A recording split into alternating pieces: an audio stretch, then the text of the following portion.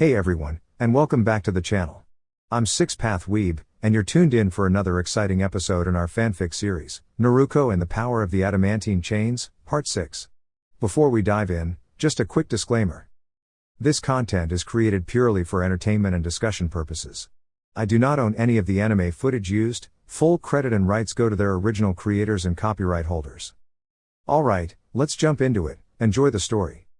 Any idea who the other three are? Kurenai asked softly as she and Kakashi observed the approaching figures. Behind them, Tazuna and the few workers who had remained despite the threats from Gato cautiously stepped back. No idea who they are, Kakashi responded curtly, but I recognize the trident. One of the three unknown individuals, a tall figure, held a large trident with ease, clearly accustomed to its use. Kurenai narrowed her eyes, focusing on the unusual weapon. I don't recognize it, she murmured, as the mist thickened around the newcomers. Both Zabuza and the trident wielder began moving forward simultaneously, prompting a brief glance of tension between the two. Not surprising. It was believed lost when Uzu fell beneath the waves, Kakashi remarked. Kurenai drew in a sharp breath. Avoid letting it touch you, he added. It disturbs your chakra flow. The longer it remains in contact, the worse the effects. And here I thought Konoha had forgotten its former allies completely, the large figure commented, his voice echoing through the mist. Glad to see the Akuma no Fahai still remembered. The trident's tip spun slowly before pointing at Kakashi. Almost makes me regret what's about to happen. Having the weapon doesn't mean you understand how to use it, Kakashi replied calmly.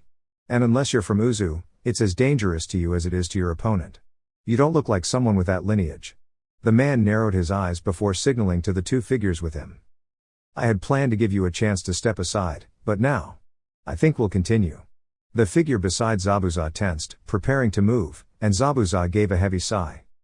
Make sure they don't interfere with the mission, Haku, Zabuza instructed. The masked figure nodded silently and moved swiftly toward the others, seemingly unaffected by the sideward glances from the trio accompanying him. As the three figures moved toward Tazuna, Kakashi and Kurenai stepped forward to intercept. You didn't expect us to stand by while you moved in on the bridge builder, did you? Kakashi said, only to abruptly pull Kurenai aside. A moment later, the space she had occupied exploded with swirling energy as the trident embedded itself into the bridge. You don't get to decide that, the man replied calmly, summoning the trident back into his hand with a burst of dark chakra. I didn't know it could do that, Kakashi admitted silently, blinking in surprise. Behind his back, he signaled Sasuke and Kiba to delay the intruders and protect Tazuna. He hoped they could hold out long enough. Quit showing off, Shojo, Zabuza muttered as he prepared his sword. Can you handle Zabuza again? Kakashi asked Kurenai in a low voice. She gave a slight nod, activating her genjutsu techniques. Zabuza visibly tensed at the sight, while Shojo rolled his shoulders with calm indifference. On my mark, Kakashi whispered, focusing chakra into his legs. A sudden explosion further down the bridge drew his attention. His worry spiked. We need to end this quickly, he thought and launched himself forward. Dash. So. I'll take the two on the left, and you handle the one on the right? Kiba's usual confidence was nearly absent. Akamaru whined at his side as they watched the approaching enemy shinobi. In the distance, Kakashi and Kurenai were already engaged with Zabuza and the trident-wielding figure, and Kiba felt a pit form in his stomach. No help would be arriving soon. Just focus on protecting the builder, Sasuke replied, not even glancing over. Kiba scowled but didn't argue. The three enemy ninja came to a stop, the masked one standing apart from the other two. Any chance you'd let us take the old man peacefully? One of the enemy shinobi called, his tone almost too friendly. I'd like to finish quickly and leave this gloomy place. Tazuna growled in protest, but Kiba's sharp look quieted him. Kiba and Akamaru split off to guard Tazuna while Sasuke moved ahead, his posture calm and watchful. I don't enjoy fighting young shinobi, the larger enemy said, though his unsettling smile contradicted his words. The three intruders spread out, forming a wide arc. Sasuke was already forming hand signs when the air cracked loudly, a shockwave tore through the spot he had just dodged. A flash of light blinded Kiba momentarily. When it faded, he saw a small crater in the bridge. He's quicker than he looks. Great, Kiba muttered, watching the smaller unmasked man radiate lightning energy. We're in trouble, he whispered as another blast, a fireball, shot toward the enemy, barely missing Akamaru. Watch your aim, Sasuke. Kiba barked, spotting the Uchiha to his side. The lightning wielder intercepted the fireball with another jutsu, dispelling it easily. Slow and unfocused. How did Konoha survive the last war? The larger man mocked. Let me show you how it's done. He performed a rapid sequence of hand signs, his entire body glowing with energy. Kiba and Sasuke readied themselves as the man blurred forward at incredible speed. Kiba barely had time to react when a series of kunai landed ahead of him, each with an explosive tag. A moment later, the bridge filled with smoke and fire as the tags detonated, halting the enemy's advance. Sasuke-kun, are you okay? Sakura's voice rang out, making Kiba sigh with both relief and mild irritation. Are you injured, Kiba? Came Shino's calm and welcome voice. I'm fine. Akamaru almost got caught in the Uchiha's fireball, Kiba replied, glancing at the dispersing smoke. What are you doing here? Weren't you guarding Tazuna's home? He asked as he took a defensive stance once more. We came to warn Kakashi-san and Kurenai-senpai. There was another attempt on the house. Naruko and Hinata stayed behind to manage it, Shino explained. His insects buzzed as he mirrored Kiba's stance. It seems both locations were targeted. Before Kiba could respond, the last of the smoke cleared. The smaller shinobi now held a shifting lightning spear above his head like a javelin. The masked figure had moved quietly to the side, standing close to the bridge's edge with poised calmness. But it was the large man, his form now marked with scrapes from the earlier blast and his gaze filled with intense determination, that made Kiba instinctively shiver. You'll regret that, the man said quietly as his energy flared again, brightening the bridge with its charged glow. Back on the bridge, Kurenai's patience was wearing thin. Though her expertise lay in perception and mental manipulation on the battlefield, the current chaos was stretching even her composure. Through the swirling mist, she could make out at least 11 figures locked in a high-speed exchange of techniques. She watched as Kakashi appeared to be struck down by the chakra-cloaked form of the Akuma no Fahai, only to vanish in a burst of water, reappearing moments later beside Zabuza's bandaged figure to launch a well-placed kunai strike. But once again, the enemy dissolved into a clone. Shojo slipped past a set of illusory roots conjured by Kurenai, seemingly unbothered. So far, she had witnessed several fake knockouts, but not a single lasting blow. I'm really starting to dislike Bunshine, she muttered under her breath, stepping through the trunk of a tree woven from her illusions and hurling a pair of kunai at yet another version of Zabuza. To her surprise, the former swordsman winced as a shallow red line appeared on his back. But before she could alert Kakashi or press the advantage, the mist grew dense again, hiding the real target. Irritated, Kurenai moved nimbly from illusionary tree to tree until she came upon a familiar figure. You're supposed to know nearly 1,000 jutsu, can't you clear this mist?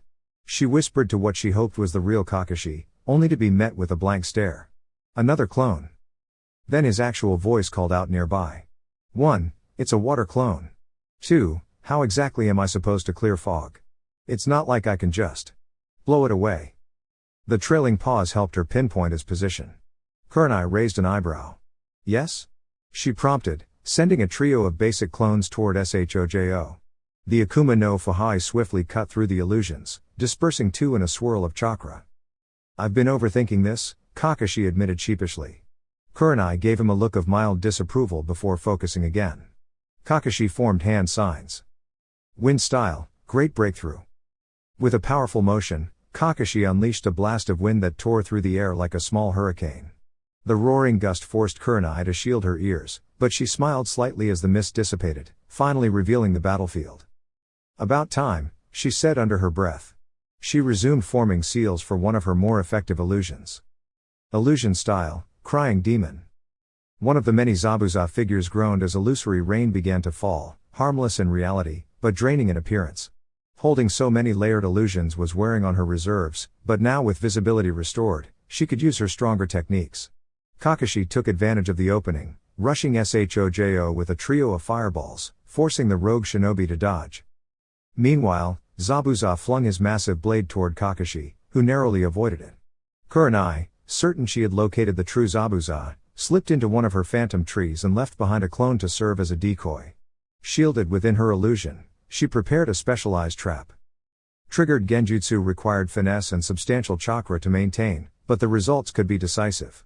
She worked through the seals, then whispered the name of her jutsu. Illusion style, false reality. The effort nearly caused her to lose balance from the drain on her chakra, but the effect was immediate. Zabuza, focused on Kakashi, reached for his sword, only to slow dramatically as the genjutsu took hold. Kurenai exhaled quietly in relief and dashed forward. Instead of a head-on strike, she delivered a precise kunai tap to the side of his helmet, knocking him into unconscious stillness. There was a brief moment of stillness as the remaining combatants assessed the shift. Shojo gave a small laugh. So that's how far the so-called swordsman of the mist got, huh? Maybe he was a bit overrated. He twirled his trident lazily before resting it at his side. The unsettling aura surrounding the weapon intensified, and Kurenai grimaced slightly, feeling its presence even from across the bridge. Avoid that weapon at all costs, she reminded herself as she and Kakashi spread out, readying for the next round. Dash. Elsewhere on the bridge, Kiba was struggling to keep ahead of an enemy wrapped in crackling energy. Had he not been so focused on the battle, his jaw might have dropped at the sight of Shino's methodical precision. Though Sasuke had been known as the class ace, Kiba had always believed he could hold his own. And Shino? He had assumed the quiet Aburame would be more support than combat. That assumption was being thoroughly dismantled. How many of those things do you have? The enemy shouted as Shino tossed another kunai wrapped in paper tags. The tiny weapon flew forward, and the ninja wisely leapt back. The earlier explosion had scattered the group. Kiba and Shino were now closest to the lightning wielders, while Sasuke and Sakura were protecting Tazuna. My clan's abilities are not ideal for close confrontation, Shino said, dodging smoothly. So I prepared other methods. Kiba blinked. Prepared other methods? What would he even call over-prepared? Apparently, Kiba's opponent had the same thought, pausing to gape at Shino before charging forward again. Kiba tried to evade, but he was too close. He responded with a hasty fang over fang, spinning forward in a blur of motion. For a moment, satisfaction flickered as he felt a solid hit. Then pain. His muscles locked up, jolted by residual energy from his opponent's armor. He crashed to the ground and pushed himself up slowly, just in time to see the other ninja stumble back, sparks flickering over a damp patch on his shoulder. So even he can be hurt, Kiba thought. But each strike came with a cost. That's a wild technique, pup, the enemy grinned, wincing slightly. Not sure my stomach could handle all that spinning. You get used to it, Kiba muttered. Every second counted while his body recovered. And the name's Kiba. Noted. I'll make sure to remember it after I win. The ninja smirked. Kiba, huh? Let's see what else you've got. Kiba tensed, sharing a quick glance with Akamaru. The match was far from over, but he wasn't giving up yet. Shino's thoughts were calm and focused. I'll have to thank Naruko later, he mused internally, observing his opponent dodge another tagged kunai. Her analysis of my combat style was incredibly accurate, and the adjustments she suggested have been surprisingly effective. And honestly, kind of fun. Hidden beneath the high collar of his jacket, Shino allowed himself a small smile. Most of the village saw members of the Aburame clan as stoic and emotionless, almost indistinguishable from the insects they partnered with, but those close to them knew otherwise. Their sense of humor was simply unusual, which might explain why Shino got along so well with Naruko. 194 tagged kunai left, Shino noted silently, activating a storage seal sewn into his sleeve, carefully placed there by Hinata under Naruko's guidance. Early in their friendship, he had found Naruko repeatedly copying the same sealing tags. When he'd asked about it, she'd shrugged and said, with seals, practice makes perfect. Even now, it wasn't unusual to find Naruko or one of her clones methodically practicing basic seals. The two had used that dedication to create a cache of sealed tools, including explosive kunai, something Shino had come to appreciate not just for strategy, but for the simple thrill of outmaneuvering an enemy. A sudden movement caught his attention again. His opponent was forming energy in the shape of a crackling arrow, fast and difficult to block. Twice already, Shino had been forced to sacrifice insect clones to shield himself, which was frustrating. Tossing another kunai to interrupt his opponent's aim, Shino quickly ran through his mental inventory of techniques. A shout from Kiba nearby reminded him that others were still engaged in battle. He knew Naruko and Hinata wouldn't be far behind, untrained mercenaries were no match for those two. Still, any delay in support meant risking a teammate's safety. With uncharacteristic decisiveness, Shino brought his hands inside his sleeves and activated another set of seals. Filling those seals had required long, persuasive discussions with his father, and even then, he wasn't entirely confident he could manage the contents. Drawing in a steady breath, he raised his arms and released the stored chakra. A dense stream of black insects burst forward, quickly expanding into a large swarm. The sight made his opponent pause, surprise widening their eyes. Shino watched quietly as the enemy began to strike at the swarm with energy bolts. His opponent's aim was haphazard in the chaos, making it easier for Shino to dodge and for the massive insects to keep advancing. These particular Kikaiku weren't part of his main hive. They were deemed defective by clan standards, unable to follow complex commands, but they could still understand basic instructions. Target, the enemy, Shino directed with a mental image and a focused surge of chakra. The swarm responded immediately. Shino took the moment to eat a soldier pill. While his chakra reserves were still over half full, thanks to his use of prepared tools rather than chakra-draining jutsu, he needed to be ready in case the swarm lost focus. The defective insects were not as disciplined, and Shino would need the energy to exert control if necessary. "Get off of me!" came a panicked shout. Shino observed as the enemy tried to drive the insects away with a protective aura of crackling energy. The barrier eliminated some of the advancing swarm, but it flickered quickly as the rest of the insects pushed forward. The opponent's defense was overwhelmed, and the aura dissolved completely. In moments, the swarm surrounded them, leaving the individual stunned and entirely occupied. Dash. Meanwhile, across the battlefield. "I told you, that won't work on my mirrors," a voice echoed calmly as the final remnants of Sasuke's fireball vanished into the air. It was his third attempt, and none had managed to damage the reflective ice barriers. If I had the Sharingan, this opponent wouldn't stand a chance, Sasuke thought bitterly as another volley of senbon needles launched from the mirrors.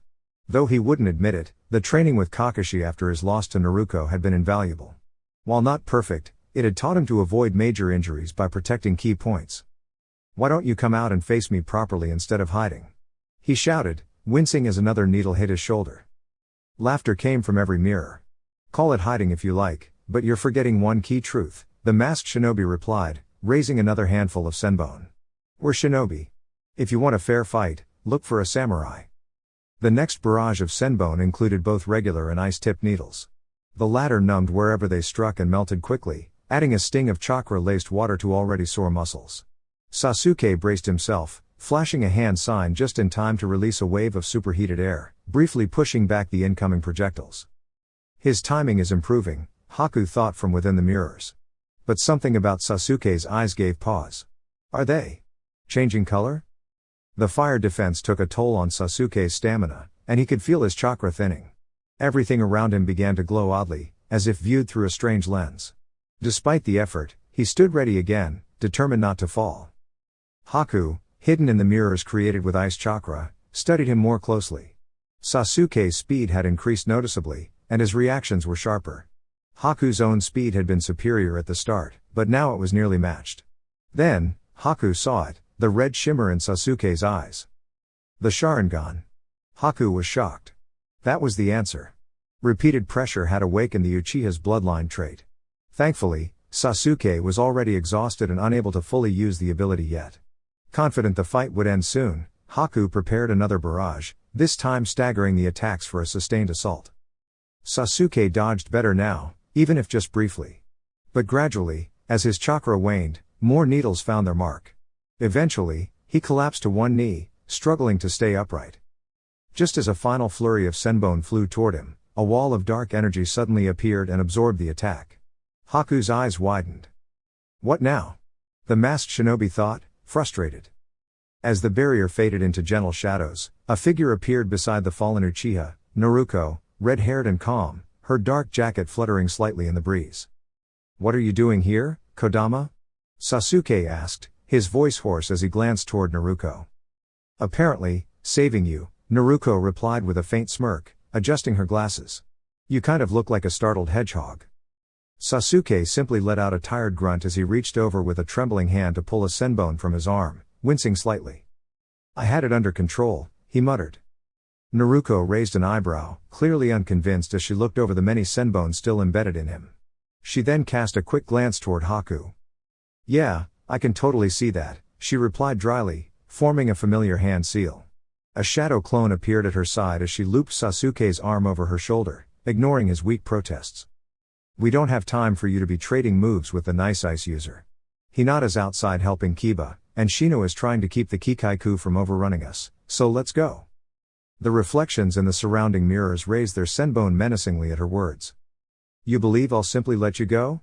Haku asked with quiet confidence. Naruko smiled. "Yep. Bye." With that, both she and Sasuke flickered out of sight, leaving behind 2 clones and Haku still inside the dome. Helping your teammate is commendable, Haku called from within the mirrors, but it won't stop me from reaching my goal. The 2 red-haired clones grinned. Supporting others is kind of what we do, one said cheerfully, hands forming a seal. It's part of the mission, after all, the other added. We do try to make an impression, though. Daibakua. Before Haku could react, both clones emitted a brilliant white light. Dash. Let go, Kodama, Sasuke snapped as the substitution technique brought them out of the dome. Naruko exhaled as she released her hold on him, watching as Sasuke dropped to the ground. Would it kill him to say thank you? She thought as the Uchiha tried to stabilize himself. A surge of chakra and a thunderous noise followed behind them as the icy dome shattered completely. Naruko's lips curled into a satisfied smile as the memories from her clones returned to her. She turned toward Hinata, who was assisting Kiba, ready to offer support, when someone suddenly grabbed the front of her jacket and spun her around. Where did you learn that technique? Sasuke's red-ringed eyes locked onto hers. His breathing was erratic, his grip unrelenting. Naruko raised a brow in surprise, more at his reaction than the question. When she didn't answer immediately, Sasuke's expression turned desperate. That was his technique. I'd recognize it anywhere. Where did you learn it? Where is he? He was shaking her now, his voice rising, eyes wild. Naruko gave him a disapproving look. Let go of me before you regret it, Uchiha. But Sasuke didn't stop. His emotions spiraled, and he pressed a kunai against her chest. Tell me where he is, he said in a dangerously low voice. Or I'll start taking things apart until you do. From the corner of her eye, Naruko saw movement, the shattered remains of the mirror dome beginning to shift. A chain hidden beneath her jacket moved instinctively between her and the kunai. Sasuke gave the weapon a nudge, but that was all it took. Naruko reacted. The chain spun outward in a circular motion, sending Sasuke tumbling several feet away. At the same moment, a massive ice formation came hurtling toward her. Dodging it would send it directly toward Kiba and, more importantly, Hinata. Naruko let out a frustrated breath and raised her palm. One chain shot forward, piercing the heart of the icy boulder. With a quick pulse of chakra, smaller chains branched out, pulverizing the structure into thousands of sparkling fragments. But then, she heard it, a familiar cry of pain. Her head whipped around. Hinata, distracted by a sharp shard, had been caught off guard and tackled hard by her opponent. Her body hit the ground with force, limbs twitching faintly from a visible electric aura. Naruko froze, her breath catching. Hinata wasn't moving. Thanks for the assist, kid, Reiju called out mockingly, flashing a grin that quickly faded when Naruko's entire presence shifted. Dash. Inside Naruko's mind, something stirred. The great fox spirit watched through her senses, observing everything from within the seal. He had long observed Naruko, she was his host, and though their bond was complex, he held a certain possessiveness over her. To him, those whom Naruko cared about were his to deal with, no one else had that right. So when Reiju had hurt Hinata, the fox had felt something old and unfamiliar. Irritation. Not the furious resentment of imprisonment. Not the old anger tied to ancient conflicts. This was something personal. He sensed Naruko's rising emotions, rage mixed with protectiveness, and instead of resisting, he nudged his chakra forward. Just a drop from his vast reserves, but more than enough to shift the tide. Let him feel the consequences of his arrogance, the fox thought, infusing the chakra with intent. Make him understand the cost of his actions. Naruko's gaze locked onto Reiju. Her vision began to glow with a fierce energy, her aura shifting and building. And the fox smiled. Reiju had barely a moment to process the unusual behavior of the new girl before an intense sensation overtook him. The red chakra swirling around her radiated such overwhelming pressure and emotional intensity that it made even his worst impulses seem trivial. The energy surrounded Naruko like a blazing aura, seeping from her presence and pressing heavily on the senses. Reiju, usually confident and carefree, instinctively took a step back, unsettled by the weight of the atmosphere. Believing the best defense was a strong offense, he surged lightning chakra through his body to prepare for a quick strike. But before he could move, shimmering chains burst from Naruko with breathtaking speed. He barely raised his arms in a defensive posture before they reached him. Instead of the sharp pain he'd expected, it felt like being struck hard in several places at once. He looked down, startled to see the glowing chains wrapped around him, connecting him to Naruko in a strange, almost theatrical way. There was a surreal moment of stillness as he processed the situation, and then, With a powerful jolt, the chains pulled apart. In an instant, he was thrown backward, landing hard on the bridge as his vision blurred and consciousness faded. Hidden within a nearby shard of broken ice, Haku watched with wide, fearful eyes. She trembled as she witnessed Raiju's swift defeat. While Raiju had never been the most courteous ally, the sheer force of Naruko's presence was something entirely different. It wasn't simple hostility, it was an overwhelming, unshakable presence, as though resistance were completely futile. Not even Zabuza, in his most fearsome moments, had radiated such force. Haku stayed hidden, barely breathing, silently wishing that this intense presence would move on. She hoped Zabuza would avoid attracting Naruko's attention, fearful of what might happen if he didn't. Farther up the bridge, a standoff paused as the wave of chakra reached the remaining fighters. Shojo narrowed his eyes, comparing the unsettling energy to the aura surrounding his weapon. It reminded him of the strange chakra the weapon was known for, though this version felt even more chaotic. He frowned, irritated by the resemblance, and made a mental note to investigate once his current opponents were dealt with. Kurenai fought to remain calm, old memories threatening to rise. The aura reminded her of that terrible night years ago, when fear had swept through the village, paralyzing all but the strongest. She glanced down the bridge, worry etched into her features. Please let the seal hold, she thought, thinking of her student and the girl who meant so much to Hinata. Kakashi felt the flare of chakra as well, but didn't break eye contact with his current opponent. He had known Naruko for years, first as a lively child who surprised even Anbu with her speed and determination, then as a student with remarkable skill and discipline. She had always been surrounded by mystery, but her drive was clear, and her will strong. Living with such a powerful force sealed within her since birth, she had always shown incredible restraint and kindness. If anyone could face that darkness and stay true to herself, it was Naruko. Though a part of Naruko's mind registered danger the moment the red chakra began to spill out of her, another part had taken control. There were no thoughts of holding back. Someone dear to her, Hinata, had been hurt, and Naruko would do anything to protect her. Chains hovered around her like watchful serpents as she searched for threats, her instincts heightened, her emotions surging. She caught sight of Kiba and Akamaru, the little dog crouched behind Kiba's legs. Her gaze flicked away quickly. Ally, she reminded herself, barely calming the storm within. When she turned toward Hinata, her eyes locked with Sasuke's. The moment their eyes met, a wave of frustration and pain surged through Naruko, her expression tightening. Her fangs became visible, and a low growl rose from her throat. The chains reacted to her rising emotion, flickering and shifting. Sasuke's eyes widened in surprise, and he stumbled back, overwhelmed. As his Sharingan faded, so too did Naruko's anger, just enough for her to turn her focus elsewhere. She walked slowly to where Hinata lay. The chains gently reached out to adjust Hinata's position, and Naruko scanned her for signs of consciousness. When Hinata stirred slightly with a soft groan, Naruko breathed a quiet sigh of relief. She was okay. That was what mattered.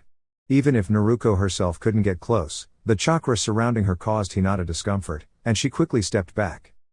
Footsteps approached, and Naruko turned to find Shino arriving calmly.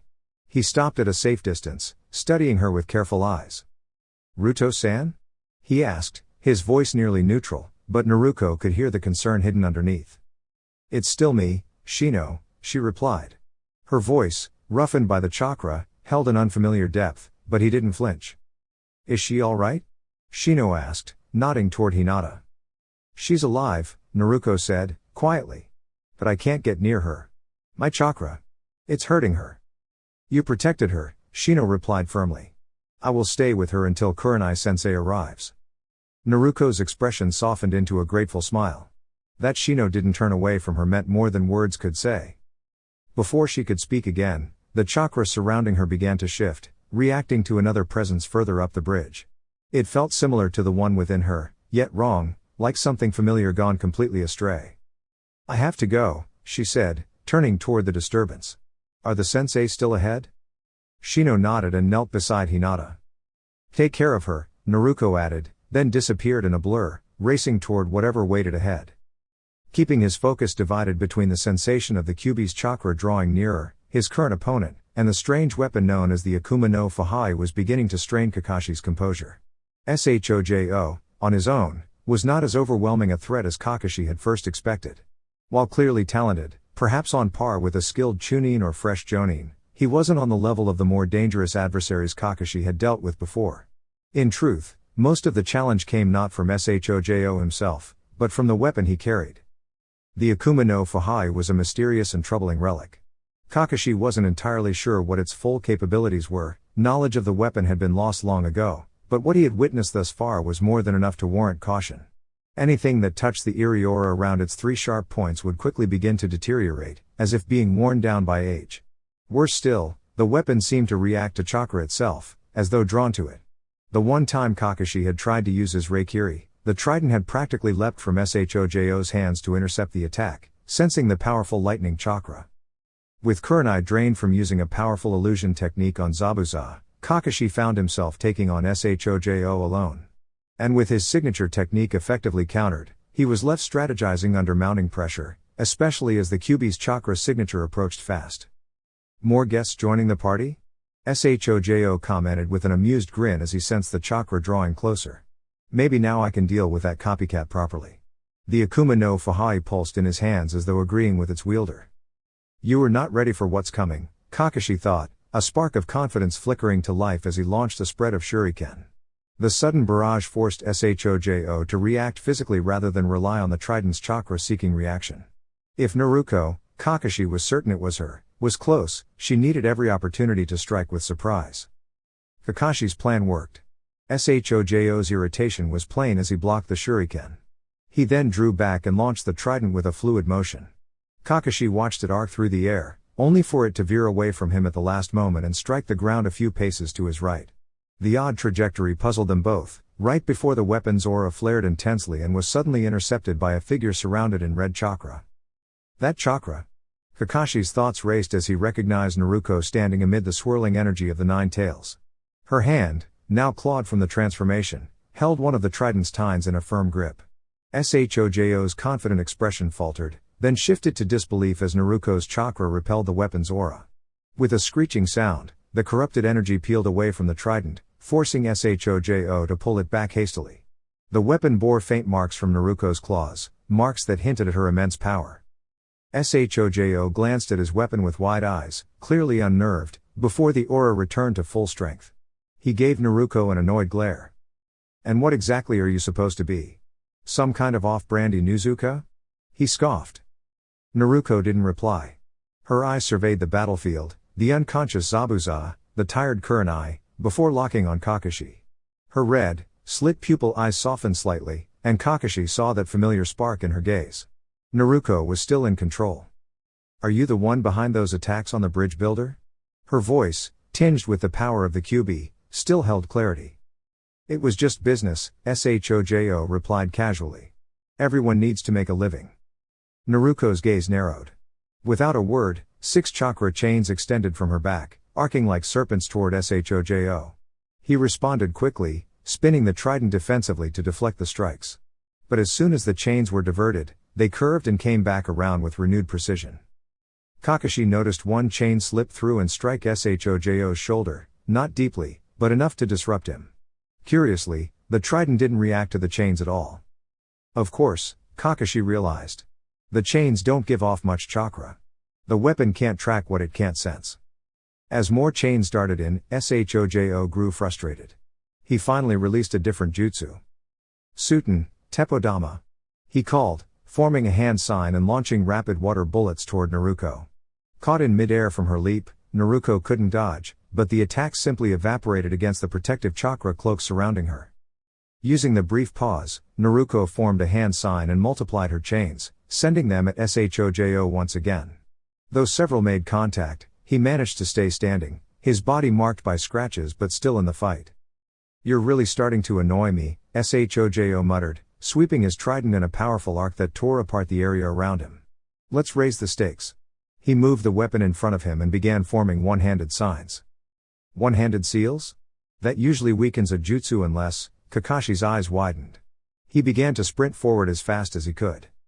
Suten, Doku Hanryu. A swirling orb of water formed in Shojo's hand, laced with the same eerie energy as the trident. It shot forward like a spinning comet. Naruko braced herself, and the orb struck her chakra cloak, slowing, but still making contact and sending her flying backward. Kakashi, alarmed, began weaving hand signs to respond, but before he could complete the jutsu, The trident embedded itself into the ground before him, knocking him off his feet. Groaning, he lifted his head to see Shojo standing over Naruko, weapon raised. "Guess you weren't as strong as you seemed," he said smugly. But just as he prepared to strike, the ground beneath him shattered. Chains erupted from below, ensnaring his legs. The previously still Naruko moved, seizing his arm tightly. "This strong enough?" she said, her voice echoing with power as her chakra aura flared brighter than ever. In an instant, the aura exploded in a blinding flash. Kakashi shielded his eyes as both light and chakra surged across the bridge. When the light faded, Naruko stood at the center of a newly formed crater, her aura now just a dim glow. Not far off, Shojo lay motionless, his weapon thrown aside, the trident still gripped in his now unmoving hand. Clap clap clap. The sound of polite clapping echoed through the sudden stillness, drawing everyone's attention to the far edge of the bridge. "Well now, I must admit, that was quite the display." The speaker, a short man with gray hair and dark glasses, stepped into view with a smug expression. "I used to think shinobi were just overhyped stories. But that young one really gave me a surprise. Too bad she's all worn out now." His eyes fell on Naruko as the last traces of red energy shimmered and faded around her. Though she remained standing, Kakashi noticed her slight wobble and guessed she was nearly spent from tapping into the Nine Tails chakra. "And what exactly are you doing here?" Kakashi asked, his tone calm as he subtly signaled Kurenai. "Last I checked, you'd already hired some overhyped shinobi for your business. Didn't seem like the kind of man who'd get involved directly." Kakashi's eyes flicked toward the group of rough-looking individuals surrounding the man, who he could only assume was Gato. While none of them looked particularly well-trained, there were many of them, and Kakashi knew his own energy was low from sustained Sharingan use in earlier battles. His best option now was to buy time, hoping Naruko's remarkable resilience would help her recover. "Normally, I wouldn't get personally involved," Gato said with a self-satisfied smirk, brushing off his sleeve. "But I had a score to settle with that masked companion of yours. Also, have you seen the prices these shinobi demand?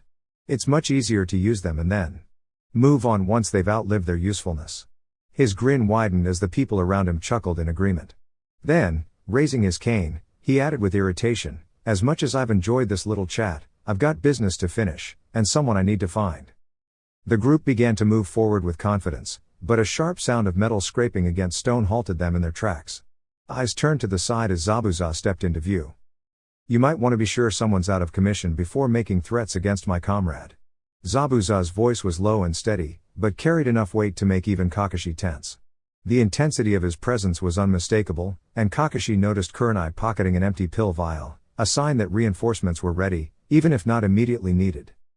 "I asked her to wake him up, not fire him up like that," Kakashi thought with concern, watching Zabuza hoist his blade effortlessly. The thugs wavered under Zabuza's cold stare, and even Gato's glare couldn't spark much courage in them. Still, the businessmen barked orders, clearly growing frustrated. "He's one man. Move." The attackers surged forward with renewed shouting, but before they could reach Zabuza, a large, sweeping motion of his sword scattered the front line like leaves in the wind. The sheer force of his movements knocked aside their flimsy weapons, and the would-be attackers faltered. Before they could regroup, a familiar voice rang out. "You should have focused on the bridge builder like I said." Haku appeared beside Zabuza with practiced ease, her voice even. "Reiju and Gin didn't succeed. The bridge builder is too well protected now." She left out the part about being concerned for Zabuza and tracking his chakra after sensing its sudden shift. Zabuza only grunted in response, dispatching 2 more attackers with effortless swipes of his sword. "Probably for the best. Our client here clearly never intended to honor the deal."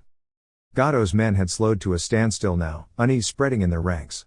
Their numbers had already dropped significantly, and no amount of shouting seemed to restore their confidence.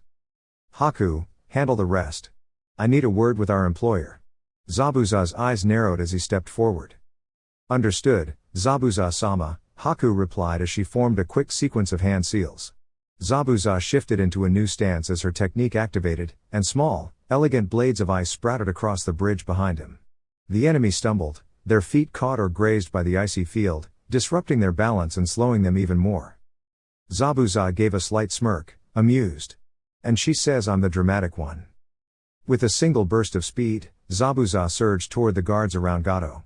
Despite their tighter formation, they offered little resistance. In a matter of seconds, the businessmen's protectors had been scattered. Now alone, Gato stumbled backward, hands raised. Zabuza. Let's be reasonable. I'll pay double, no, 10 times the amount. You'll be the wealthiest shinobi alive. Zabuza stopped just in front of him, silent, his gaze unreadable behind the bandages. Gato's voice faltered as he tried to smile. We can work something out, right?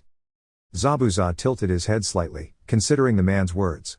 Then, without a word, he turned and walked away, his sword resting on his shoulder. Behind him, Haku remained calm and focused, ensuring the remaining thugs were kept at bay with minimal force. As the chaos settled, Naruko finally stood tall once more, energy gradually returning to her. Kurenai moved to her side, offering support. The battle for the bridge had come to a turning point, not with force, but with clarity. Those who had tried to manipulate and deceive were no match for unity, skill, and loyalty. Dear YouTube family. That's all for now. I truly hope you enjoyed today's content.